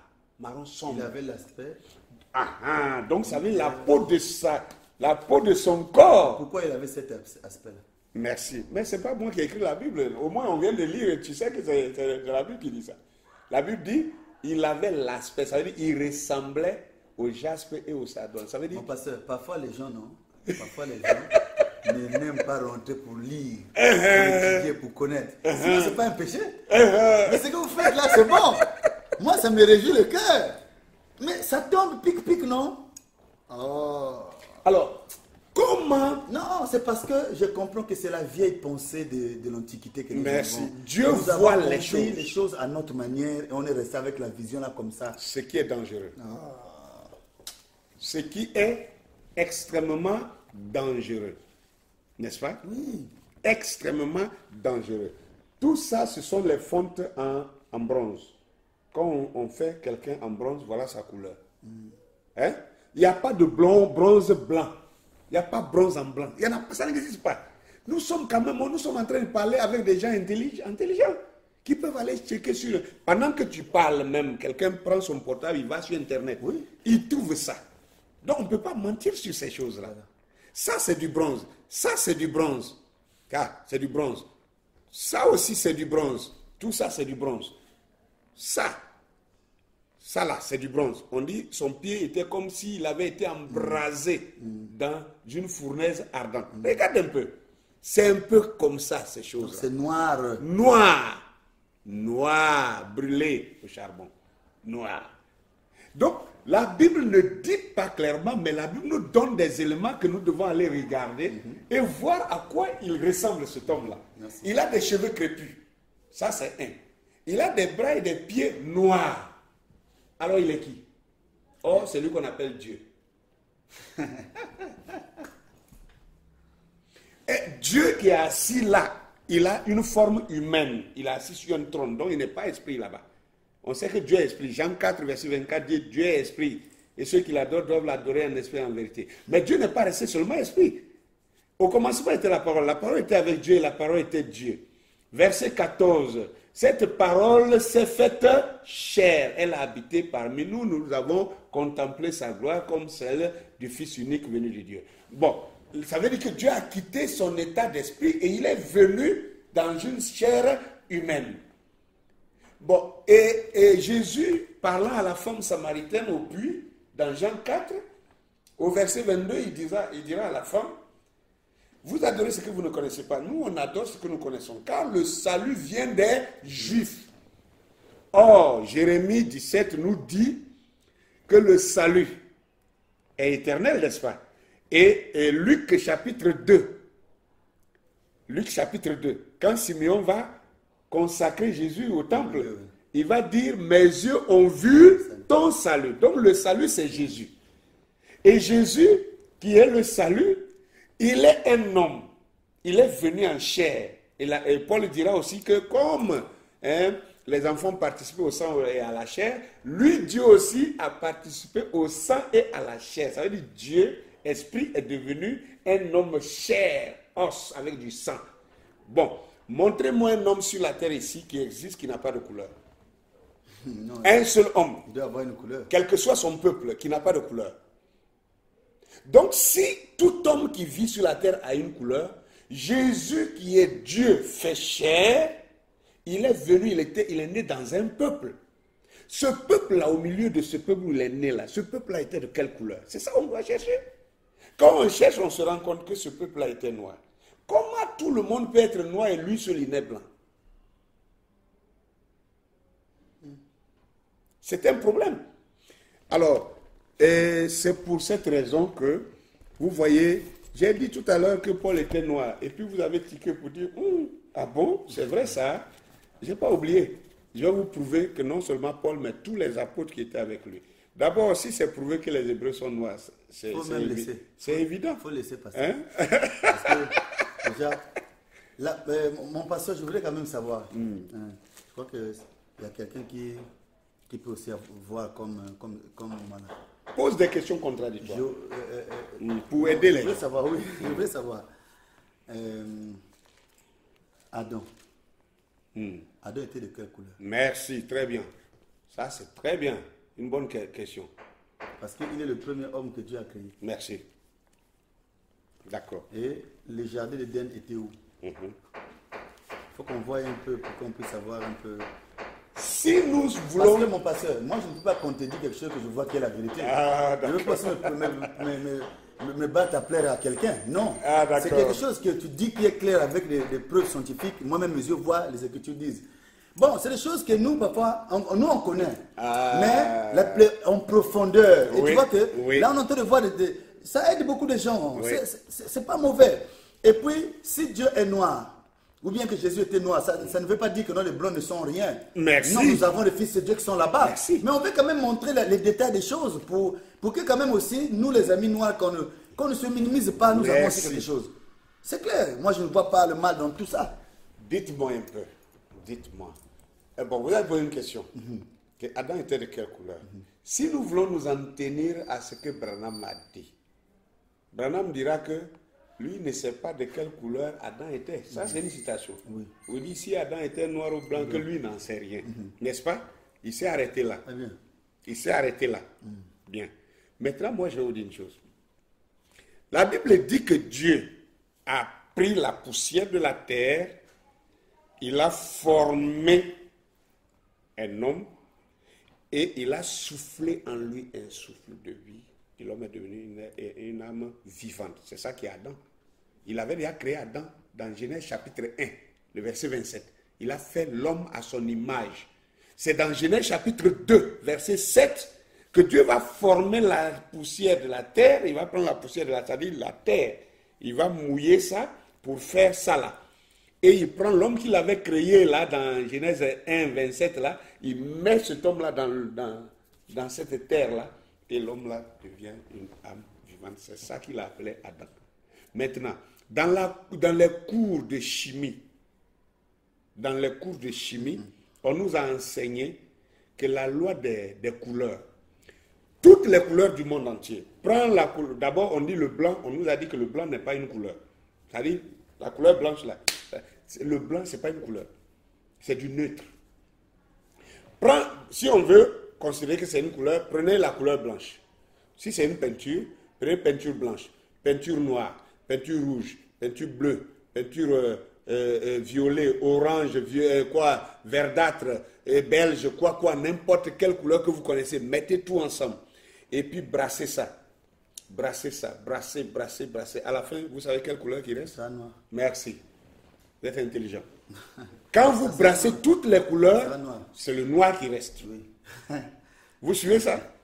Ah, Seigneur. Deuxième chose, la Bible dit la poussière de la terre. Il y a d'autres versions qui disent Dieu a utilisé le limon de la terre. Le mot limon, chez vous aussi il y a des lagunes, non? Vous n'avez pas de lagunes chez vous? Oui, il y a des lagunes. Vous avez des lagunes? Oui, même pas les lagunes, même dans n'importe quelle eau qui ne coule pas. Oui, il y a des lagunes chez nous aussi. Bien. Vous allez voir que dans l'eau qui ne coule pas, les débris qui viennent, ça descend en bas et ça pourrit. Les feuilles mortes, les animaux tués par l'eau, tout ça pourrit. Et quelquefois, ça devient une boue noire. N'est-ce pas? C'est ça qu'on appelle le limon. C'est-à-dire les saletés filtrées par l'eau qui descendent sous la terre. C'est ça qu'on appelle le limon. Il n'y a pas de limon blanc. Tous les limons sont noirs. Mais bon, d'accord. Si on laisse ça aussi, qu'on prend seulement la poussière de la terre, trouvez-moi une terre blanche. Elle n'existe pas. On a du sable blanc, mais pas la terre blanche. Le sable même n'est même pas blanc. C'est lavé, c'est à cause du fait que c'est lavé par l'eau qu'on appelle ça blanc. Mais en réalité, quand vous regardez, c'est pas blanc. Voilà. C'est pas blanc. Vous voyez un peu. Donc, d'accord, partant de cela, maintenant je reviens dans les Écritures pour dire mon avis, la couleur d'Adam. Vous êtes d'accord avec moi que William Branham dit que le livre le plus ancien, le plus vieux livre de toute la Bible, c'est lequel? C'est Job. Merci. Je savais que vous êtes un lecteur du message. Frère Branham dit que le livre de Job est plus vieux que la Genèse de Moïse. Voilà. Donc Job a existé avant le déluge. Avant le déluge. N'est-ce pas? Oui. Oh, William Branham dit... alors que merci. C'est un ancien. William Branham dit que jusqu'au déluge, il dit, avant le déluge, tous les hommes avaient une seule couleur. Il dit, ils étaient un seul peuple, ils parlaient une seule langue, ils avaient une seule couleur. Il dit, jusqu'au déluge, il dit, jusqu'à la tour de Babel. Il dit, après le déluge, c'est à la tour de Babel, quand les gens se sont dispersés sur la terre, c'est alors que leurs couleurs ont changé à cause du climat des lieux où ils sont allés habiter et en plus de la nourriture qu'ils mangeaient. C'est ça qui a donné les différentes couleurs. Il dit, mais avant ça, tous les peuples n'avaient qu'une seule couleur. Mais il n'a pas dit c'est quelle couleur. On est d'accord, hein? Bon. Merci. Sur cette base-là, si le même William Branham revient nous dire que Job a existé avant le déluge, alors maintenant je vais vous dire les paroles de Job dans la Bible. Job nous dit quelle était lui sa couleur. Job nous a dit sa couleur de peau. Alors que la femme, comment on appelle, la femme de Cantique des Cantiques, elle dit je suis noire et je suis belle, c'est le soleil qui m'a brûlé. Job lui dit le contraire. Job va dire que lui il est noir, mais ce n'est pas le soleil qui l'a rendu noir. Il est né comme ça. Très bien. Hein? Donc si Job qui a existé avant le déluge, il était noir, alors que William Branham dit qu'avant le déluge... Tout va vers le noir, noir. On ne comprend pas là. Ah! Voilà ça, Job 30, le verset 28 et le verset 30. Job 30, verset 28 et 30. Il dit ici, c'est Job qui parle, hein? Je marche noirci, mais non par le soleil. Donc lui, il précise que ce n'est pas le soleil qui l'a noirci. Si ce n'est pas le soleil, c'est quoi? Il est né comme ça. Il parle de sa couleur de naissance. Je marche noirci, mais non par le soleil. Je me lève en pleine assemblée et je crie. Je suis devenu le frère des chacals, le compagnon des autruches. Ma peau noircit et tombe, et mes os brûlent et se dessèchent. Un blanc, même quelle que soit la maladie qui l'attrape, il ne devient pas noir. Non. Le blanc pâlit. Il ne noircit pas. Mais l'homme noir, quand il tombe malade, la douleur fait qu'il noircit encore davantage. Job dit, je marche noirci, mais non par le soleil. Donc Job nous montre quelle est sa couleur. Les enfants d'Israël aussi, qu'on appelle les enfants de Sion, ils vont nous dire quelle est leur couleur. Eux aussi, ils vont nous dire quelle est leur couleur. On prend ça dans Lamentation. Lamentation, chapitre 8, si j'ai bonne mémoire. Lamentation, chapitre 8. Ou chapitre 4, pardon. Chapitre 4, le verset 8. Chapitre 4, pour savoir de qui le texte parle ici, on va lire d'abord le verset 2 ici. Les nobles fils de Sion, estimés à l'égal à l'or pur, sont regardés, hélas, comme des vers de terre, ouvrage des mains du potier, etc., etc. Il arrive au verset 8, il dit, leur aspect est plus sombre que du noir. Il y a quoi qui est plus sombre que le noir? Leur aspect est plus sombre que du noir. On ne les reconnaît pas dans les rues. Ils ont la peau collée à leurs os, sèche comme du bois. Les enfants de Sion, leur aspect... L'aspect la plus sombre que du noir, c'est le noir. Ah! C'est ça la réponse. L'aspect la plus sombre que du noir, c'est le noir. Ça ne peut être que du noir. C'est seulement du noir. Voyez-vous? Maintenant, c'est pourquoi je tiens ces ouvrages-là, même si vous ne comprenez pas l'anglais, mais on a dit « The Jew est negro ». « The Jew est negro ». Ça veut dire, traduit en français, le juif est noir. Le juif est un homme noir. Et ça, c'est une littérature écrite par Arthur Talmadge Alberti. Alberti, qui est un homme de 1872. Depuis 1800. Or, en 1800, nous sommes en plein esclavage. Traite négrière. En ce moment, même un blanc qui prenait la défense des noirs, on le traitait comme un noir. Mais lui, déjà, il a la... Et lui, en ce temps, il a pris le courage de montrer que le juif est un homme noir. Le juif n'a jamais été blanc. Il y a une autre littérature, j'ai laissé ça à l'église là-bas. Lui, il s'appelle Arthur Schopenhauer. Arthur Schopenhauer, c'est un philosophe. Lui aussi, il a existé dans les années 1700. Lui, il écrit, il montre que Adam était noir, Il dit le peuple élu de Dieu était noir, Jésus était noir, il dit même Confucius était noir, Confucius était noir, et il dit que Jéhovah le Créateur est noir. Et il dit l'homme blanc est il dit la peau blanche est un accident de la nature. C'est un blanc qui écrit ça.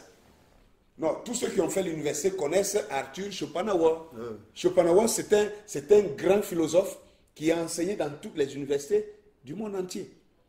Et Arthur Schopenhauer, déjà en 1700, lui aussi, au moment où on ne pouvait pas parler en bien de l'homme noir, lui, il a soutenu une thèse qu'il a démontré que la peau blanche est un accident de la nature. Ça, c'est grave. Il dit même, Vallon pour dire c'est une décoloration. Décoloration, ça veut dire que tous les blancs qu'on voit ici, ils étaient au départ, c'était des noirs, c'est les noirs qui ont voyagé, qui sont allés. C'est pourquoi, quand on fouille dans les archéologies, on a trouvé que les noirs, même le premier peuple qui a habité la France, c'était des noirs. Les premiers Indiens, c'était des Noirs. Les premiers Allemands, les premiers Russes, c'était des Noirs. Les premiers Chinois, c'était des Noirs. Les premiers Japonais, partout, c'était des Noirs. C'est le climat qui a blanchi la peau des gens petit à petit. Et on les appelle aujourd'hui des Blancs. On les appelle des Blancs aujourd'hui. Donc, si nous partons sur cette base, moi, je peux répondre pour dire Adam était alors noir. Et la loi de Glogger, la science de Glogger nous montre que tout être qui est né dans un climat chaud doit être pigmenté. Pigmenté veut dire noir. Or, Adam a été fait, selon William Branham même aussi confirme que le jardin d'Éden était en Afrique ici. N'est-ce pas? Donc, Adam a été fait en Afrique ici. Et donc, du coup, il ne pouvait être d'aucune autre couleur que le noir. Donc, voici ma réponse à ce point-là. Waouh, vraiment, je crois que cette exposition nous a vraiment fait du bien. Et mon cher pasteur, je vais te dire d'abord merci parce que tu es allé plus loin pour essayer de chercher, étudier, voir avec les jumelles de la parole et la petite connaissance et l'intelligence que tu as acquis à l'école, et aussi la grâce que tu as eue auprès du Seigneur pour découvrir et recevoir le message de Frère Branham. Donc tous ces éléments-là t'ont permis de faire des recherches jusqu'à arriver à ce niveau-là, à nous faire comprendre ces choses. Moi je pense que pour ceux qui ont déjà cette révélation, gloire à Dieu, mais pour ceux qui n'en ont pas, il n'est pas vraiment trop bien de critiquer quelqu'un sans pourtant l'écouter. Nous avons passé notre temps, nous nous sommes sacrifiés pour, peu importe le nombre de heures que ça devait nous prendre, mais pour pouvoir découvrir un peu ce que Dieu a mis dans le cœur de notre ancien, le pasteur Aké Dieudonné.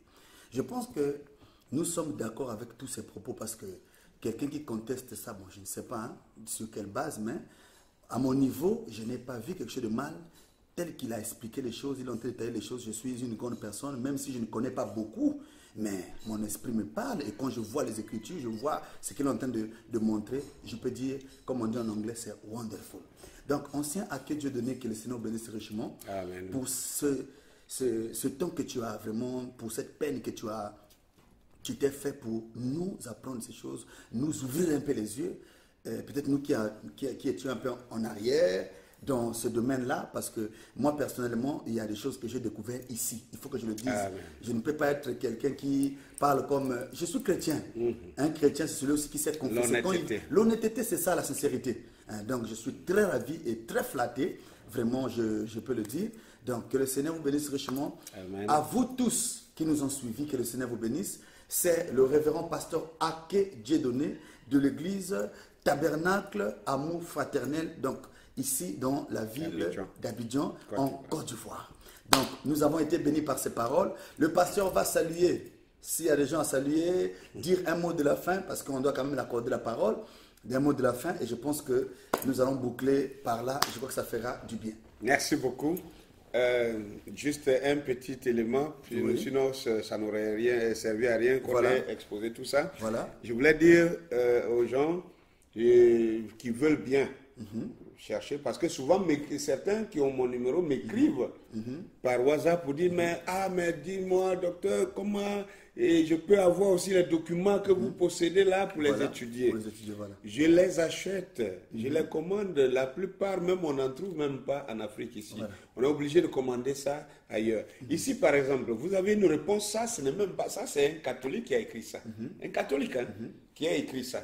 Déjà ça répond même au point que j'ai dit que le christianisme est rentré en Afrique avant même l'Europe. Regardez, c'est intitulé 2000 ans de christianisme en Afrique. 2000 ans.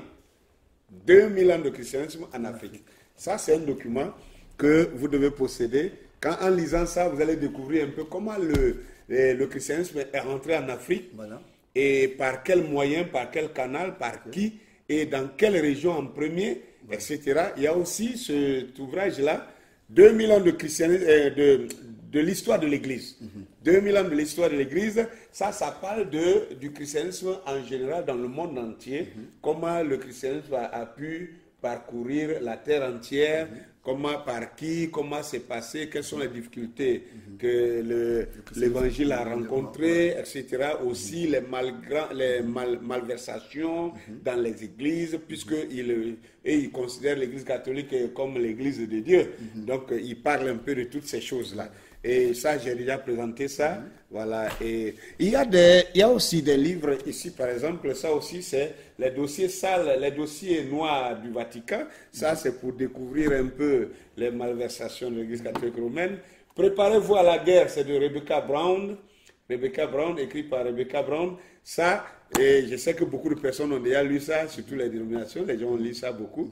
Et lisez, vraiment. Faites vos recherches. Voilà, quand vous lisez, vous découvrez beaucoup de choses et ça vous ouvre davantage l'esprit. Ça, c'est un livre en anglais, Fact are Facts, qui veut dire les faits sont les faits. Les faits sont les faits. Et c'est écrit par Benjamin Freeman. Benjamin Freeman qui lui aussi dénonce les faux juifs qui sont assis en Israël là-bas, qui sont des khazars au lieu d'être les vrais juifs de Dieu. Il y a quelques vrais juifs là-bas, mais l'élite israélienne n'est pas juive.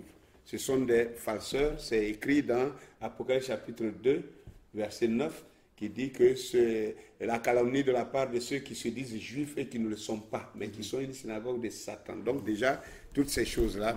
Bon, ça, ce sont les différentes versions de Bible. J'ai d'abord ma Bible de travail, c'est Louis II, avec les commentaires de Scofield dedans. Ici, c'est la Bible d'études africaines. Bible d'études africaines.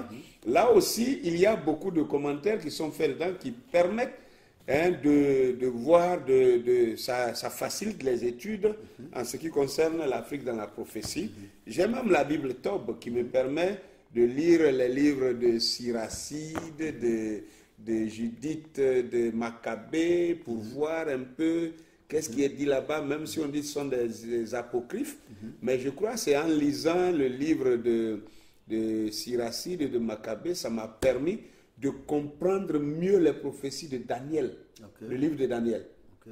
Voilà, donc ça ici, vous avez le Nouveau Testament interlinéaire grec-français. Il y a aussi l'Ancien Testament interlinéaire grec, hébreu, français. J'ai tout ça. Ici, c'est le Coran.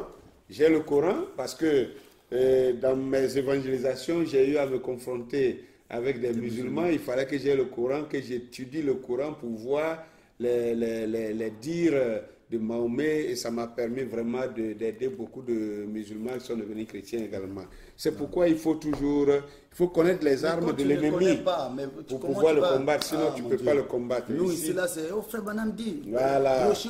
Bible, c'est que tu t'arrêtes là. Tu peux aussi faire des recherches parce que tu vas croiser des gens. Ici, c'est Nazi World War II, c'est-à-dire les nazis, la Seconde Guerre mondiale. Les nazis, la Seconde Guerre mondiale. C'est dans ce livre-là que Hitler parlait à son garde-corps, où il a dit que le jour où les gens sauront que les faux juifs là ils ont troqué la nature des vrais juifs de Dieu qui sont noirs. Il dit les vrais juifs de Dieu sont noirs. Que le jour-là, ce sera une autre guerre mondiale. Oui. Maintenant, nous avons les ouvrages de Théophile Obenga, qui est l'élève qui a hérité de l'héritage culturel de Cheikh Anta Diop, le grand pharaon de la connaissance, comme nous l'avons baptisé, le pharaon de la connaissance. Alors, j'ai aussi ici les écrits du docteur Jean-Paul Yoko Bellet de Douala au Cameroun, qui, lui, il a écrit purement message. Il a écrit avec des quotations de Frère Branham pour traiter de beaucoup de sujets qui étaient restés intouchés. Et ça, en les lisant, ça nous ouvre encore beaucoup aussi l'esprit. Ici, vous avez le Talmud. Le Talmud, je vous rappelle que le Talmud, personne n'a le Talmud au complet. Parce que le Talmud, c'est une encyclopédie de plusieurs livres, de plus de 100 et quelques volumes. Donc moi, j'ai ici 2 volumes. J'ai 2 volumes, ça et ça. J'ai ces 2 volumes du Talmud. Et j'ai la Torah petit format. La Torah, c'est les 5 livres, les 5 premiers livres de la Bible écrits par Moïse lui-même. Je tiens ici un livre d'Antoine Fabre d'Olivet qui a écrit La langue hébraïque restituée et le véritable sens des mots hébreux rétablis et prouvés. Là-dedans, vous verrez un peu que beaucoup de... C'est pourquoi on parle du Kikongo. La langue Kikongo, des Bakongo, qui est la langue hébraïque antique. Dans le monde entier, c'est la seule langue qui est restée proche de la langue hébraïque antique. Ce que les gens parlent en Israël actuel, ce n'est pas l'hébreu. Ça s'appelle le yiddish. Le yiddish, mais qui est écrit avec l'alphabet hébraïque. Donc, il faut lire ce livre-là pour connaître beaucoup plus de détails. Je termine par ça, ce lot de livres ici. Ce lot de livres ici, c'est Gary Chapman. Gary Chapman, c'est un écrivain qui a penché toutes ses forces sur la recherche des couples paisibles. Comment rendre un couple paisible? Comment se marier? Comment aborder, comment entrer dans le lien marital? Et comment vivre dans le foyer en évitant les différents problèmes? Donc, il a beaucoup d'écrits. Moi, j'ai essayé d'avoir tous ces livres-là. J'ai lu la plupart.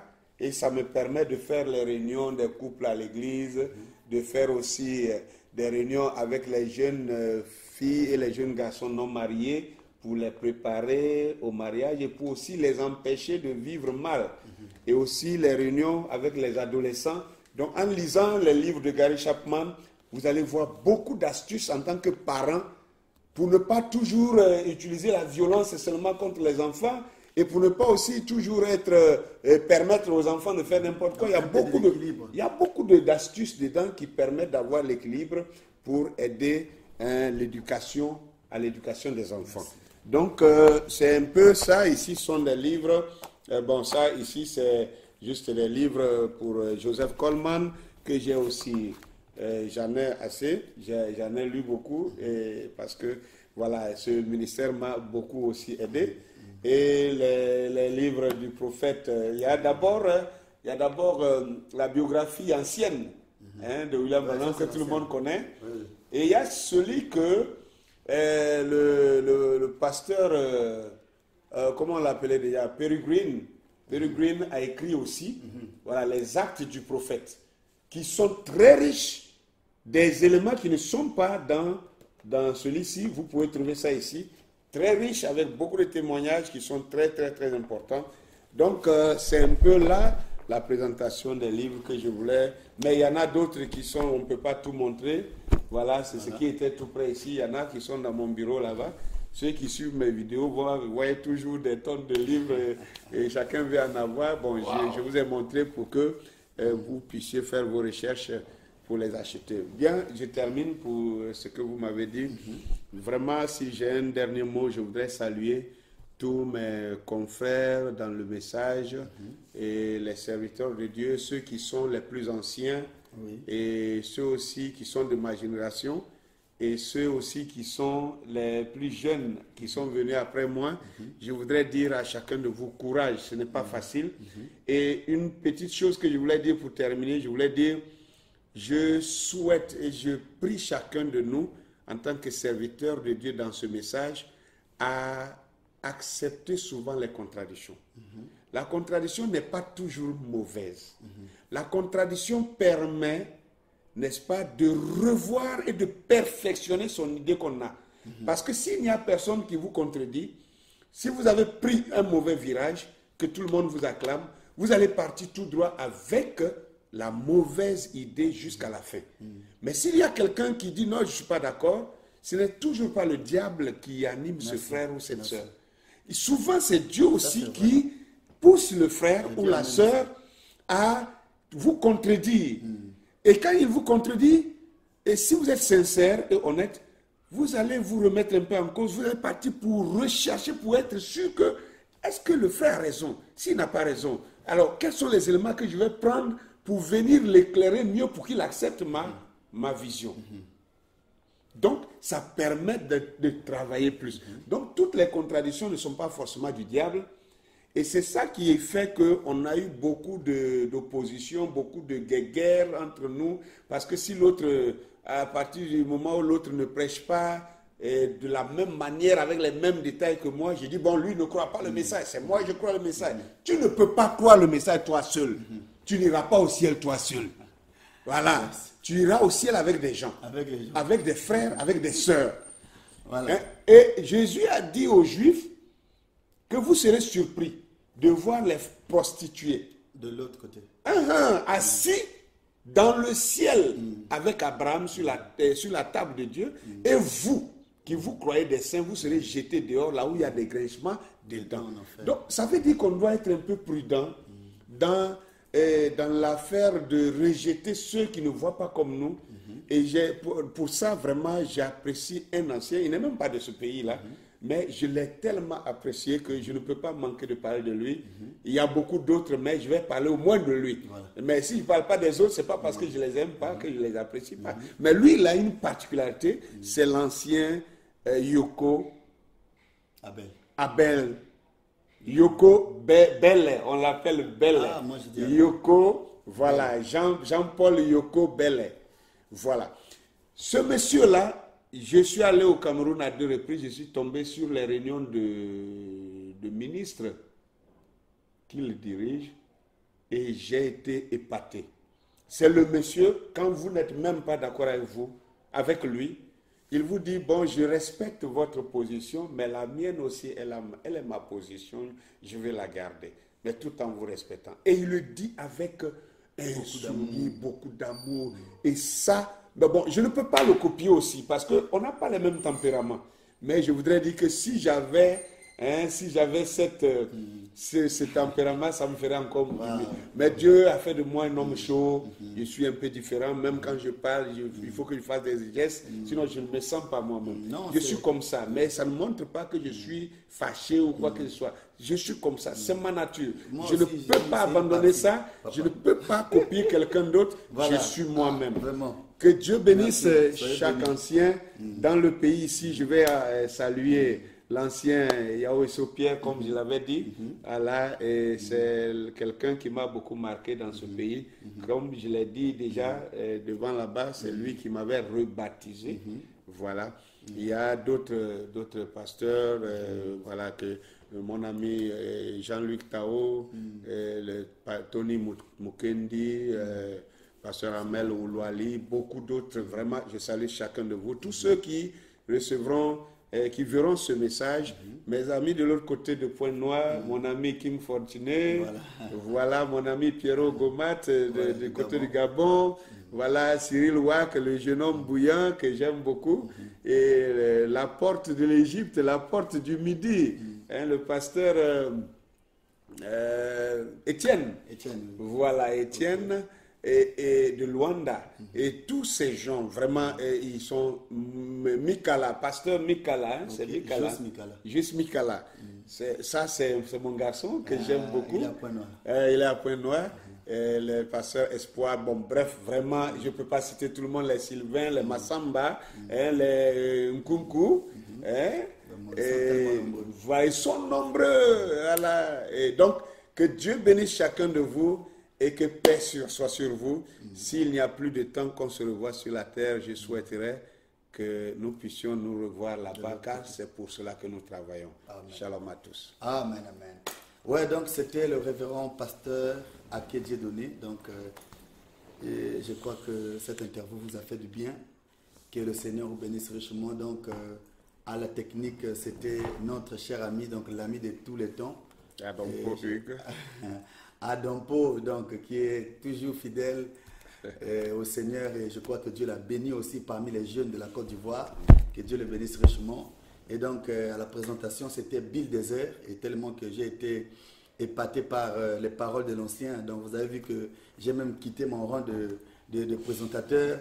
En tout cas, je me suis fait déjà brebis parce que c'était tellement merveilleux. Que le Seigneur bénisse. Donc, je crois que ceci vous a fait du bien. Abonnez-vous à la chaîne et puis partagez la vidéo. Et vous pouvez aussi avoir le reste des programmes du pasteur, les vidéos, les interviews, les interventions, les prédications sur YouTube. Je crois que l'église Tabernacle Amour Fraternel est aussi sur YouTube. Donc, vous allez avoir plein de choses là-bas qui vous feront du bien. Que le Seigneur vous bénisse richement. Donc, moi ici avec l'ancien, nous vous disons shalom.